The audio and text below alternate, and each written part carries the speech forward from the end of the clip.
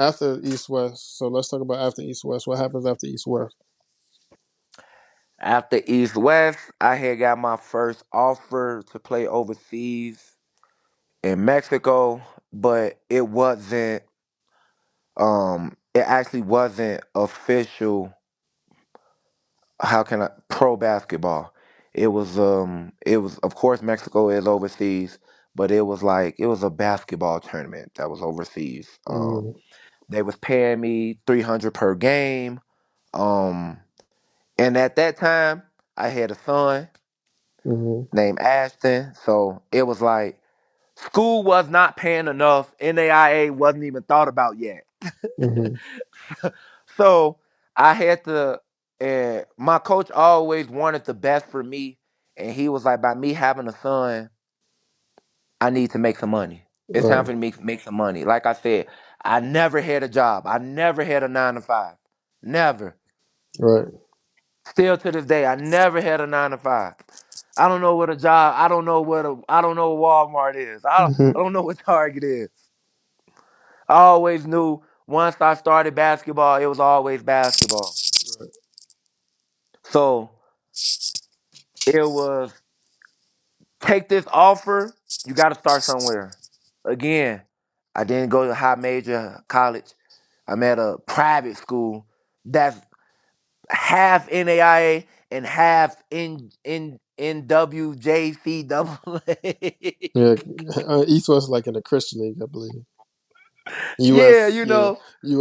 So USCCA. we was half and half. Plus, we was a private school, so we was available to go against any school we wanted to go to.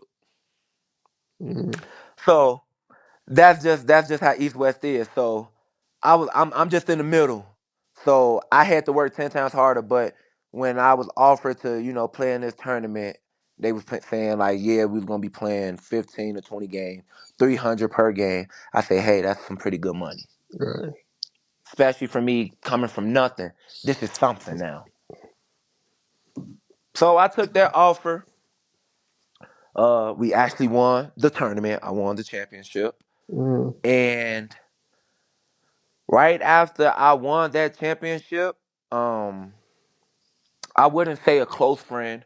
I wouldn't say a homeboy. Well, he's a homie now. Well, a big brother, I would say now to this day now. But I was playing in. So after Mexico, I came back home. I had no offers on the table. Had none of that. Um, but I did have Chicago basketball. so how did you play in Mexico? Amazing. So, I what was I some of was your out best there games? I was out there shooting that thing. I went against some team, Saint Juan. Went against a team named Saint Juan. Uh I think I had like 35 points. Um and it was only up. But like I said, my confidence was so high. If you wasn't Michael Jordan, Stephen Curry, or somebody, my mindset was I'm gonna kill you. Mm, That's just what it was. But and then the type of mindset that I had, these Mexicans, I'm going against Mexicans. Ain't no Mexican, you think ain't no Mexicans doing nothing with me. that was your mindset? That's my mindset. Like you Mexican, you don't belong on the court with me, and I'm gonna make sure you don't belong on the court with me. That was my mindset, and I was taught this mindset from Anthony Welch and just from like me being around me surrounding myself with other basketball players Hmm. because I actually was surrounded by other basketball players that played in the NBA, went hot major. So it was like that was their mindset. So I always believed that you surround yourself around dogs, you become a dog. Right. So And you said 1 year in Mexico, you come back to Chicago. So you don't go back to New Mexico for a second year? no, I don't go back. I don't go back to Mexico. Once again, Mexico was just it was a basketball tournament that was overseas. It was not pro basketball. Okay. So let's talk about leaving Mexico and coming back to Chicago. Coming back to Chicago, everybody knows Chicago basketball is probably the hottest, toughest basketball ever. Michael Hmm. Jordan used to come here all the time, Yeah, he played the coming to Chicago State Chicago. Open Gym. Yeah, so it was very tough. And one of the biggest tournaments in Chicago was Masson Pro Am. Hmm. A lot of people know also the money tournaments are pretty big in Chicago. The 10K tournament, um, and then you got the Big Mike League, you got anybody can get it league. Those be from roughly from 5 to 10,000. Hmm. Uh, and it was a coach named Sleeve. He had this team called Gorillas. I had some boys that I went to school with. They was already playing Chicago basketball before me. They was already on the team, and they was like, "Sauce, come join us." You know, it was a tournament. I think it was anybody can get it.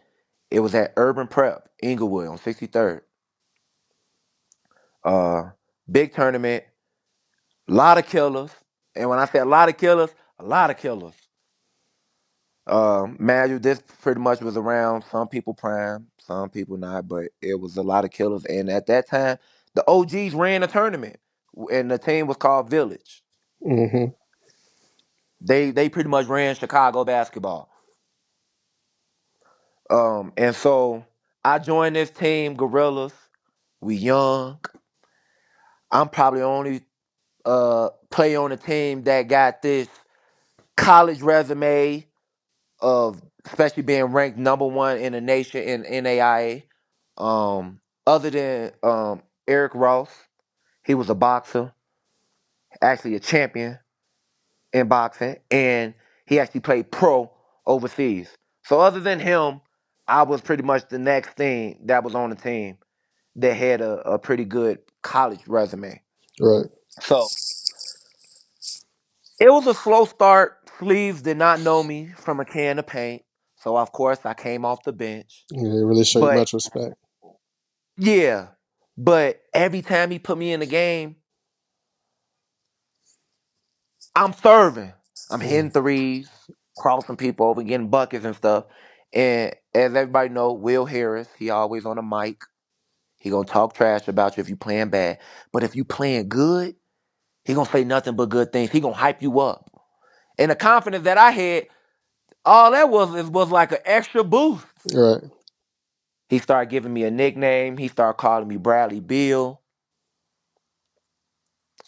My game was similar to Bradley Beal. My game was similar to Jordan Poole, Tyrese Halliburton. I always been getting that comparison. So as time flying, time going, I'm building my name up in Chicago basketball. And now it was, who is this kid? Right. Where did he come from? Exactly. Why is he killing like this? Why is he winning like this? Why is he talking trash? Why is he bagging it up? Hmm. And those were the questions that was flying around. And that's when they was like, oh, this kid went to High Park. He did? Ain't no way he went to High Park. Right. Well, yeah, you go to that park, stuff like that. Yeah, like yeah, I went to High Park. Yeah, I might wasn't the best, but I produced a little somewhat. One Hmm. thing I will say, still to this day, I would say I'm the best shooter to ever come out of High Park. I will forever be grateful. I will be 10 toes down. I would say that to all High Park legends. I'm the Hmm. best shooter to come out of High Park. And we in High Park got some legends. Yeah, you do got some Stephon legend. Hanna, Malcolm Griffin. So it's Fabian, it's some real legends. Hmm. That and I actually these are people that a lot of people don't know that I I was looking, you know, towards being. I'm like, bro, they came from High Park just like me. Everybody got a different path. And it's just so happening this is my path, It's Hmm. it's slower than others, you know. Um so I used to always tell them like, bro, I love y'all for like y'all inspire Chicago basketball and we all went to High Park. You know, Hmm. one thing I will say, Malcolm Griffith, he still to this day, he be in my ear. He was actually close to my brother. Him and my brother pretty much grew up together and stuff like that. And you know, he was he was being a big brother to me. By my big brother not playing basketball, Malcolm was like he was that extra ear because he played basketball for me. And he used to always tell me like, "Your time gonna come." He always told me that your time gonna come. Be patient. The more you listen, the more you learn, the more you're gonna develop. Right. And that kept me humble. You know, I just kept going. So by me being in this basketball scene, one thing I will say, Chicago basketball is crazy to say, but High Park is not basically why I got this big name from. It's really Chicago basketball Right. that got my name out there. Now, it's some people don't even know my actual real name. People know me as Sauce God. Hmm. So so it's like like I said, it was always who is this kid? Where did he come from? But Shorty be killing. so Shorty after is dangerous. so after your first season with the Gorillas, what did you play then? 'Cause did you do a little bit of ABA? Yes, I actually did. I actually joined ABA for my first year. What Won a team? championship What right team? out the gate. What team you played with? Chicago Fury. Chicago Fury, yes, Hmm. right out the gate. I did ABA and NBL straight out the gate, champion. How was that? How was your season in ABA with the Chicago Fury? Uh, Actually, I was it wasn't the my first year wasn't the ABA. My second year, no, actually, yeah, it was ABA. But the first season it was the NBL, Hmm. and then it was the ABA. But yeah, but they pretty much almost the same. Uh, but I was in a race for MVP first year, averaging what 28 per game, 40, 50, 90 again, and this of course semi pro. Uh, And like I said, Reese, being the owner of Chicago Fury, he gave me the opportunity. He gave me that chance. I'm very thankful. Mike, being the head coach, um, he didn't have no leash on me. He let me play. He let me play my game, my style of game, and we came champions my first year. And then I stopped. I was one and done. what I was made you one and stop? done. What made you start playing Um, with Chicago Fury or with the ABA league in general? Oh yeah. After my first year, I actually had got Billy Baptist recommended me for China, and China contacted me, and And that's how you I made out to went, China. and that's how I made it out to China because of Billy Baptist. Now, before you get out to China, I don't know if this was before or right after. People started challenging you to one-on-one games, right? Yes, sir. So is that before China? Or this is during China, or That was before China. So so when I now was what? playing So what Chicago happens? basketball. Yeah. So what happens with? Why do people start challenging you to these one-on-one games? And we're talking about big money one-on-one games, and it's Yeah. all over So Facebook. And it's man, like, do yeah. people So just but like he those, really not that? Like, we need to figure out like we need to put him against some of the other top shooters. 'Cause I think you one of your first one-on-one games that I seen that went viral was played against one of the a really good shooter that played at North Lawndale. I believe he played at North Lawndale, and he played at Fresno Pacific D2 with Malcolm Griffin. You remember that game? Who you um played against? John Taylor. John Taylor, I believe it is. He played at North Lawndale, right? Yeah, yeah, yeah, So how yeah. did that one-on-one with John come about? Um, So it was a late burst. Like I said, I actually was actually having a big name. I'm winning the tournaments and stuff. I'm talking trash. I'm trolling people, but I was bagging it up though.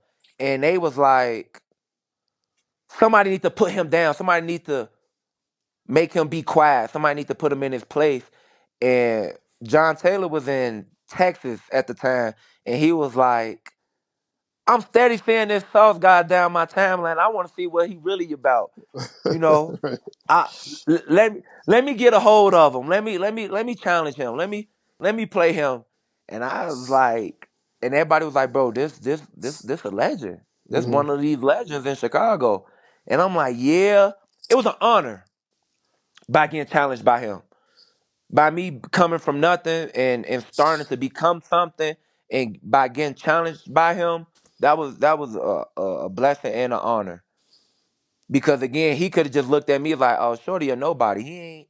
He wasn't a nobody at High Park, and shit, he just now getting a name. He late, you Right. know. He could have easily did that, but by people giving me my flowers, especially me winning the championship at Masson Pro Am, which is probably one of the biggest tournaments in Chicago, you know,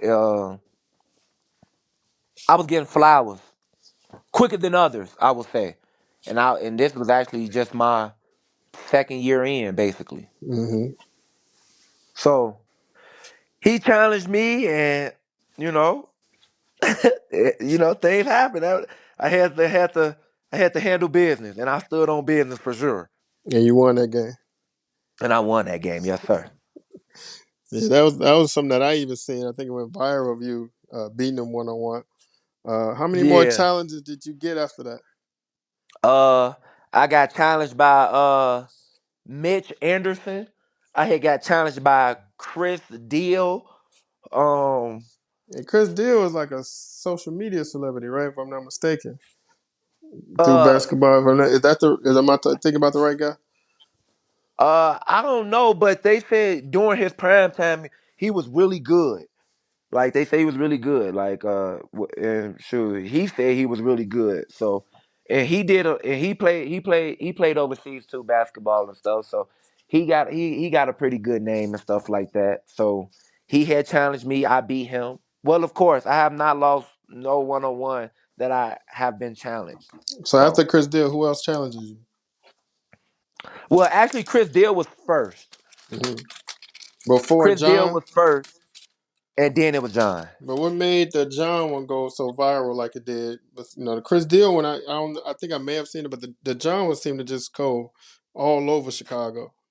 Yeah, so the reason why that one went so viral is because he's a legend, you know? And by him being a legend of Chicago, he of course he got a big name in Chicago.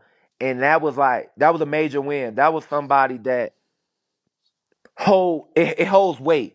Me being C Deal, that was trash. He that was trash. Everybody knew I was gonna beat him. So one thing about John Taylor, they didn't think I was gonna win. They was Right. like, he's stronger than me, he's faster than me, and then it was just his ability was just all around better, and I proved people wrong, and that's why it went up. And so you mentioned China a little bit. So let's go back. So how do you get to China? This is one of the things that like that is really great for you in your career. How did China come about? How do you get to China? So Billy Baptist, as he's definitely an OG. He plays on the team of Rose in Chicago, which is very known, winning a lot of championships, of course. Um, and he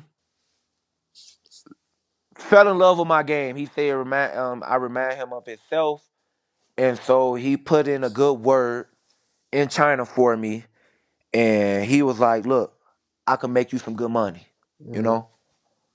Um, I'm gonna talk to a boss out here in China, and I'm gonna send some highlights and stuff. And if they like you,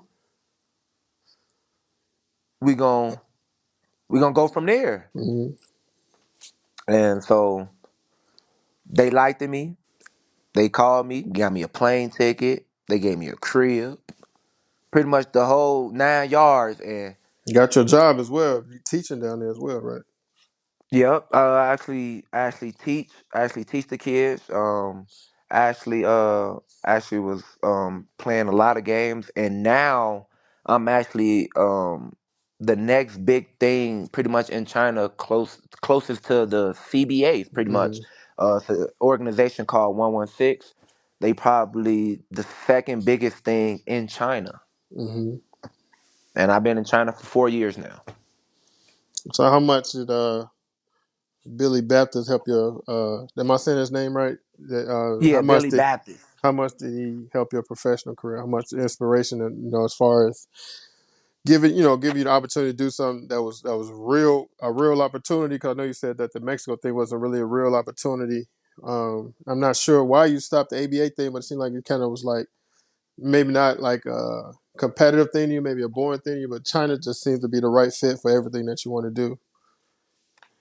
Um, so the reason why I did stop playing like the NBL and stuff after I won the championship, cause I I I had went to China, so I pretty much didn't have no more time for that. Pretty much, yeah. So how much was Billy Baptist an inspiration to your professional career? Um, Very helpful. One thing I will say, Billy Baptist is a legend in China. Like he Mm-hmm. has a big name in China, and his word holds weight. So when he introduced me to all these Chinese people and all that good stuff, it hold it weight. And all I had to do was do my part. He Mm-hmm. say I could play, I had to show him I could play. Right, and I seen that you had a 96-point game while you was in China. 98, yes. 98. Yes. So I scored 98 points.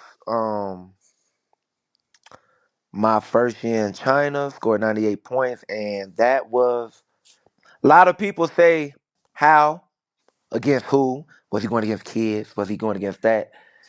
And truth be told, no. I actually was going against Americans. Mm-hmm. I was actually going against actually I was actually going against high major overseas players. Um they had a big guy named Blair, played in Jamaica, played in played in Africa. Um he has a crazy resume. Played in Europe, played pretty much all across the world. I think he played in like 13, 16 countries. Mm-hmm. Um then I went against another guy that was also on the team. His name is also Brandon. Played in the Euro League.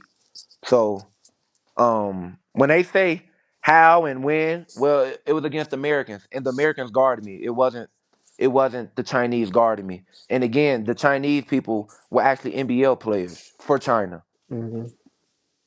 So my 98 points was 98 points. These was buckets. These was difficult buckets. This was a long game. This was a long physical game. This is a game where I'm landing on top of my head certain plays. They wasn't just letting it happen. But again, when I'm on fire, anything I throw up at this point is going in. Mm-hmm. How was And it was just so happily that it just happened like that.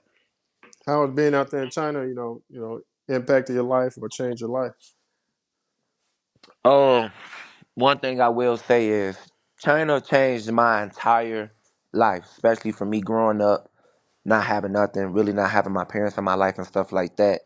It was and by me having my own family, me having kids and stuff like that, it it made me become more of a man because I have to be independent, have to be on my own. I have to, you know, I have to make sure I feed myself, keep my clothes clean. So now I'm washing, make sure my house is clean, paying bills. All these type of stuff that's make you become a man. And it happened. It just happened quicker because I'm here all year round. Mm-hmm. So one thing I will say, it's a blessing that my kid's mother, they was able to. I wouldn't say so much not having my back, but having my back, Right. letting me letting me pursue, you Chase your know, dreams. yeah, chase my dreams and still, provide for my kids because again, I was also sending money home. Mm-hmm. That's one thing I was definitely doing. I was sending money home. I'm FaceTiming my kids and stuff like that. So all that transition into me becoming more of a man, and me being a man is having great communication. I wouldn't made it this far if it actually has to start with my child's mother. Hmm. So I had to communicate, hey, look, me not being on child support and all that good stuff. Hey, I'ma send this, I'ma do this. I'm in China, so I could send clothes. I could do all type of stuff. Right. And that's how I was able to manage through, and it changed my life. Now I have a I have a house in Indiana, car, you know, pretty much have my own everything in Indiana. I live in Indiana now. Hmm. But you're still able to provide and support your I American could living provide. through China, even though you're in China. Yes.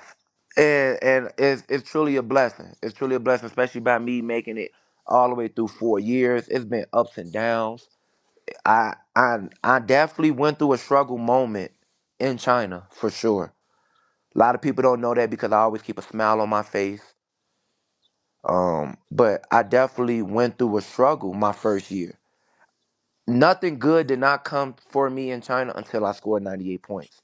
And I didn't score the 98 points until I was pretty much almost 7, 8 months in China. Hmm. But before that, I was going through hell.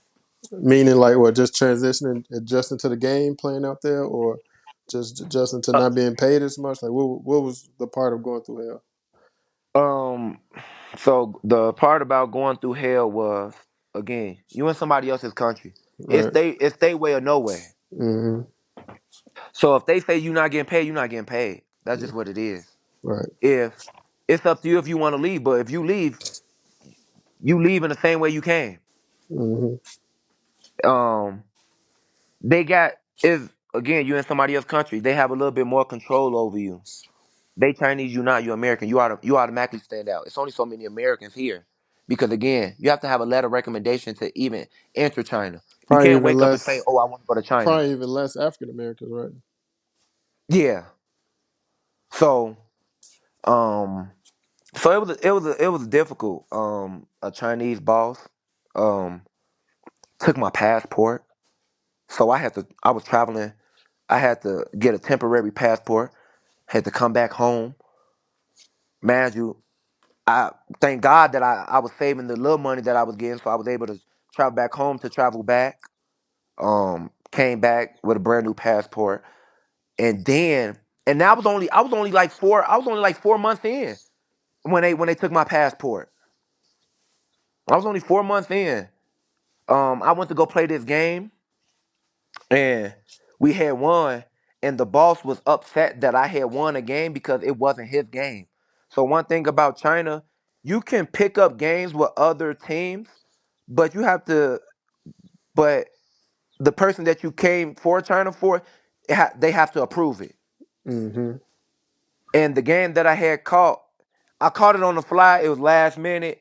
I took it real fast. I was like, you know what? I'm gonna communicate this after the game and tell them, hey, this. And I probably would have broke them off some money, because again, in China, you can get paid before your game or you could get paid after your game. Some people like it before, but me, I just rather just get paid after the game so it don't be no problem. Right. Because if I get paid before the game and I play bad, then the first thing they're gonna say is, "Oh, you scammed me. You played bad on purpose." Right. So I'd rather just get paid after the game and stuff like that. But passport got taken in 4 months in, but then you know I communicated with it and I told him, my apologies, stuff like that. He apologized for taking my passport and all that good stuff, and he was like, "Let me make it up to you. Let me give you a 10-year visa for China. Let me also give you a residence of China. Hmm. Let me give you a new house to live in. And then let me raise your salary." I say, if we can make that happen, I need to see that in the paperwork. He wrote out the contract. All of that was on the contract. I signed. I came back to China. I came back in China basically in like 5 days. Because it only took me 2 days to get my passport, to get a new passport. Hmm. Came back to China. I already been killing. I've been scoring 50s, 60s, 70s. And it was just this one big game for the championship. I scored 98 points, and my entire career took off from there. Man, just happy for you and your journey and that everything is going well for you. And also, I want to thank you for giving me the time to get your basketball story recorded. And again, just congratulations, man. You're a big inspiration to a lot of Chicago basketball cats, and not just that. A lot of kids come from the inner city. We hear about so many playground legends who never even get the chance to play overseas or get to play college ball. You know what I'm saying? So who have tough life, but they can ball, but they just don't have that support. You know what I'm saying? So your story is definitely an inspiration. So I just want to thank you for allowing me to get your story. Appreciate it. Thank you for allowing me to share, share with you and stuff, and especially like the ups and downs, and especially like pretty much how I started and all the way till now. And like I said, I'm still growing. Like this is not even finished for me. Like I'm Right. still growing. I'm actually still trying to make it deeper into the pro level. So again, I'm still waiting until my name is called. Yeah, I Still hope to you this get a day. chance to play for one of those top leagues, whether in Western Europe or for the CBA in China, or come in the NBA here in America. So what I'm saying, I'm definitely praying for you. Hope you get that opportunity. You know what I'm saying, because you definitely are an amazing player. Yes, sir. Appreciate that.